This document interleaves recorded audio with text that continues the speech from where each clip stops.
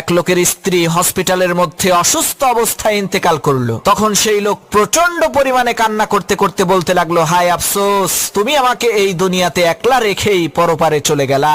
আমি এখন তোমাকে ছাড়া একা একা কিভাবে থাকবো। লোকটাকে এইভাবে কান্না করতে দেখে পাশে থাকা এক মহিলা তার বান্ধবীকে বলল, আহারে, দেখেছিস লোকটা কতই না ভালো মনের মানুষ, না জানিস সে তার স্ত্রীকে কতই না ভালোবাসতো। সে দেখ তার স্ত্রী মারা যাওয়ার কারণে সে কিভাবে কান্না করছে। আমি যদি এই লোকটার বাড়ির ঠিকানা জানতাম তাহলে অবশ্যই আমি এই লোকটাকে বিয়ে করতাম।